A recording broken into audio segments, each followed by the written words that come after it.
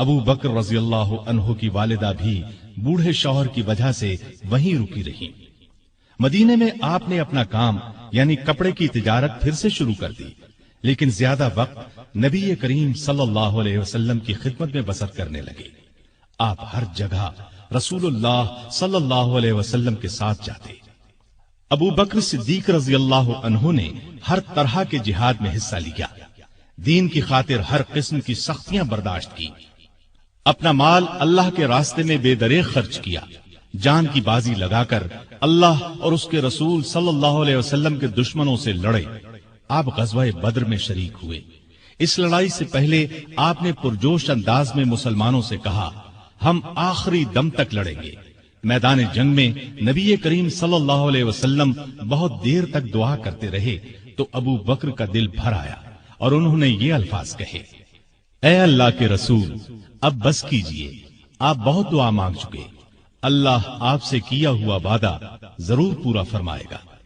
लड़ाई के दौरान जो काफिर आप सल्लल्लाहु अलैहि वसल्लम की तरफ बढ़ता, अबू बकर फौरन उस पर हमला आवर होते।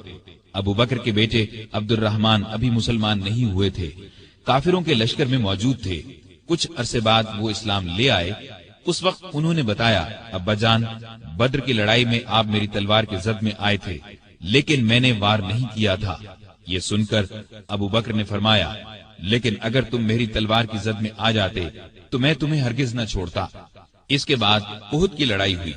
इस लड़ाई में मुसलमानों के एक दस्ते की गलती की वजह से मुसलमानों के पांव उखड़ गए। उस वक्त काफिर चारों तरफ से आप सल्लल्लाहु अलैहि वसल्लम पर टूट पड़े। उस वक्त जिन चंद जानिसारों ने आपके साथ दुश्मन का मुकाबला किया, उनमें से एक अबू बकर रजी अल्लाह अन्हु भी थे। खंदक की लड़ाई में अबू बकर फौज का एक दस्ता लेकर खंदक के एक हिस्से की हिफाजत करते रहे। बाद में उस जगह मस्जिद बनाई गई जो मस्जिद सिद्दीक के नाम से मशहूर हुई। बैत रिजवान के मौका पर सुलह की चंद शराइत मुसलमानों को पसंद न आई तो वो अबू बकर के पास आए और अपना ख्याल जाहिर किया। अबू बकर ने उनसे फरमाया, आप अल्लाह के रसूल हैं, जिस तरह अल्लाह हुक्म देता है उसी तरह करते हैं। अल्लाह उनकी मदद करेगा, तुम उनकी इताअत करते रहो। अल्लाह की कसम, वो हक पर है। खैबर की लड़ाई में भी अबू बकर रज़ी अल्लाह अन्हु साथ थे। फतह मक्का के मौका पर भी अबू बकर साथ थे। कुरैश में अब मुकाबले की ताब नहीं थी। आप सल्लल्लाहु अलैहि वसल्लम ने उन्हें मुआफ कर दिया।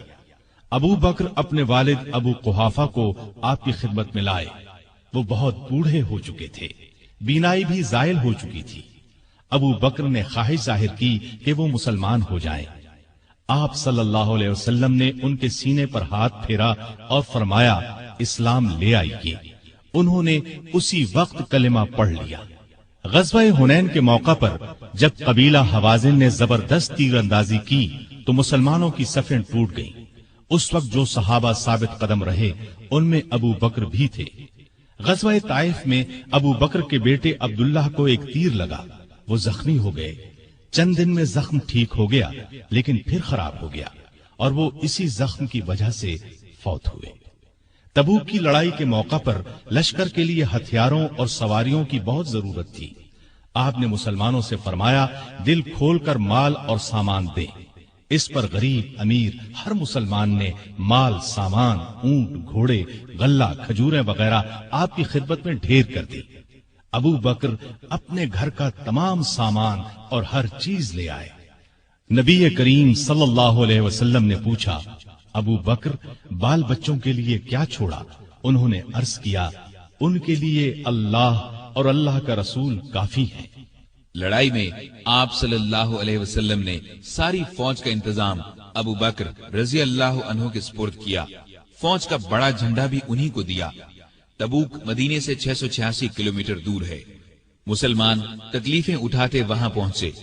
तबूक से वापसी के बाद हज के दिन करीब आए तो आप सल्लल्लाहु अलैहि वसल्लम ने अबू बकर को अमीर हज मुकर्रर फरमाया। उन्होंने लोगों को हज कराया। हिजरत के 10वें साल रसूल करीम सल्लल्लाहु अलैहि वसल्लम खुद हज के लिए मक्का तशरीफ ले गए। अबू बकर रजी अल्लाह अन्हु और हजारहा मुसलमान आपके साथ थे। आपका सामान अबू बकर की ऊंटनी पर लादा गया। 11 ہجری میں آپ نے ایک لشکر شام بھیجنے کے لیے تیار کیا۔ اس لشکر کا سردار آپ نے اپنے ایک پیارے نوجوان اسامہ بن زید رضی اللہ عنہ کو مقرر فرمایا۔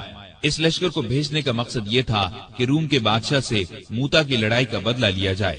موتا کی لڑائی 8 ہجری میں ہوئی تھی اور اس میں رومی عیسائیوں کے ہاتھوں نبی کریم صلی اللہ علیہ وسلم کے 12 پیارے صحابہ شہید ہو گئے تھے۔ ان میں اسامہ رضی اللہ عنہ کے والد زید بھی تھے۔ اس لشکر میں ابو بکر رضی اللہ عنہ بھی شریک تھے۔ انہوں نے اس بات کی پرواہ تک نہیں کی کہ ان کا سپہ سالار 18-19 سال کی عمر کا ایک نوجوان ہے۔ دراصل وہ اللہ کے سپاہی تھے اور جو بات اللہ کے رسول صلی اللہ علیہ وسلم کو پسند تھی وہی انہیں بھی پسند تھی۔ حج سے واپسی پر نبی صلی اللہ علیہ وسلم نے مسلمانوں کو یہ خطبہ دیا: اللہ نے اپنے ایک بندے کو اختیار دیا کہ چاہے تو دنیا کی نعمتوں کو قبول کر لے اور چاہے تو اللہ کے پاس جا کر ان نعمتوں کو قبول کرے جو وہاں ملنے والی ہیں۔ تو اس بندے نے اللہ کے پاس جا کر ملنے والی نعمتوں کو قبول کیا ہے۔ یہ خطاب سن کر ابو بکر رضی اللہ عنہ رونے لگے۔ وہ سمجھ گئے کہ یہ آپ صلی اللہ علیہ وسلم نے اپنے بارے میں فرمایا ہے۔ ہجرت کے 11ویں سال رسول کریم صلی اللہ علیہ وسلم کے مرض میں اضافہ ہو گیا تو آپ نے ابو بکر کو نماز پڑھانے کا حکم فرمایا۔ ابو بکر نمازیں پڑھانے لگے۔ اس دوران میں ایک صبح آپ کو افاقہ محسوس ہوا تو آپ سہارا لے کر مسجد میں تشریف لے آئے۔ ابو بکر نے پیچھے ہٹنا چاہا تو آپ نے اشارے سے فرمایا اپنی جگہ پر رہو۔ پھر آپ نے ان کے ساتھ بیٹھ کر نماز ادا کی۔ ہجرت کے 11ویں سال 12 ربیع الاول بروز پیر آپ صلی اللہ علیہ وسلم نے رحلت فرمائی۔ وہ دن ابو بکر کی زندگی کا سب سے بڑے صدمے کا دن تھا۔ انہوں نے نبی کریم صلی اللہ علیہ وسلم کی پیشانی کو بوسہ دیا اور فرمایا: میرے ماں باپ آپ پر قربان، اللہ آپ پر 2 موتیں جمع نہیں کرے گا۔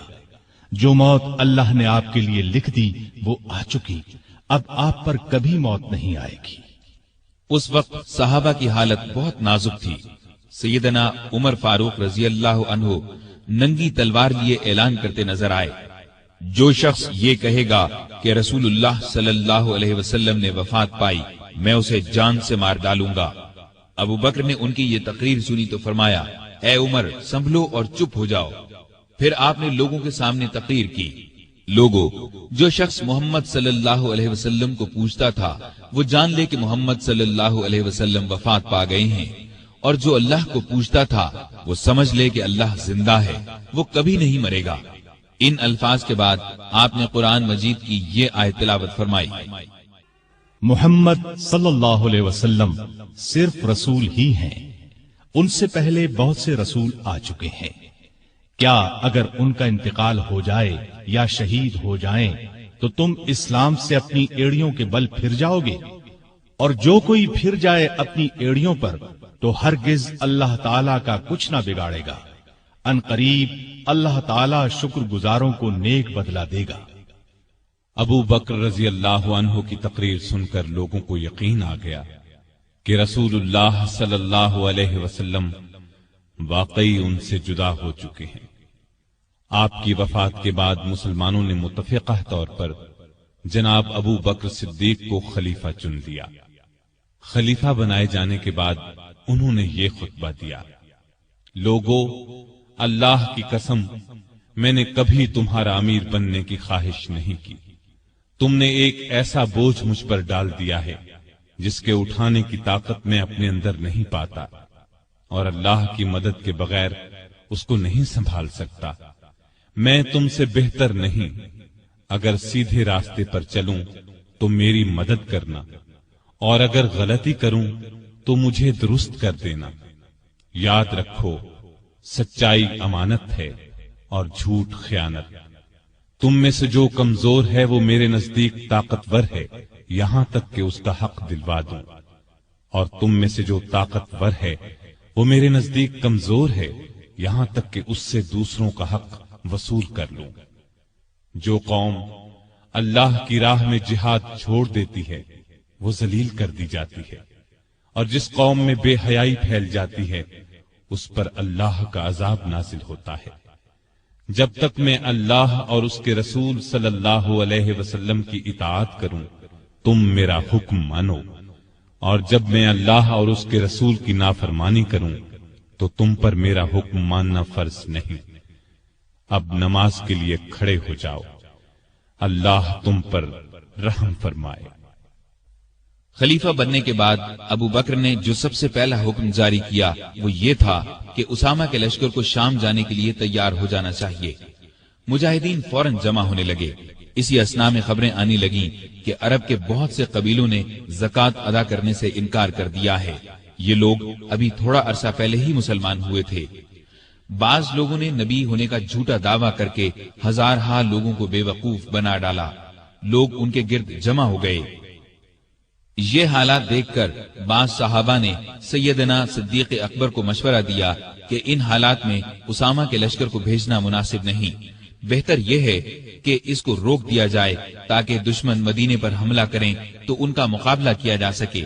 لیکن ابو بکر نے یہ مشورہ ماننے سے انکار کر دیا اور فرمایا، اللہ کی قسم اگر مدینہ اس طرح آدمیوں سے خالی ہو جائے کہ درندے اور کتے مجھے پھاڑ کھائیں تب بھی میں اس لشکر کو شام جانے سے نہیں روکوں گا جس کو رسول اللہ صلی اللہ علیہ وسلم نے شام جانے کا حکم فرمایا تھا۔ اب بعض صحابہ نے یہ مشورہ دیا کہ لشکر کا سپہ سالار نو عمر اسامہ کی جگہ کسی عمر رسیدہ تجربہ کار صحابی کو بنا دیا جائے۔ یہ سن کر ابو بکر کو غصہ آ گیا۔ انہوں نے فرمایا، یہ تم کیسا مشورہ دے رہے ہو؟ جس شخص کو رسول اللہ صلی اللہ علیہ وسلم نے لشکر کا امیر بنایا میں اس کی جگہ کسی اور کو امیر مقرر کروں، ایسا ہرگز نہیں ہوگا۔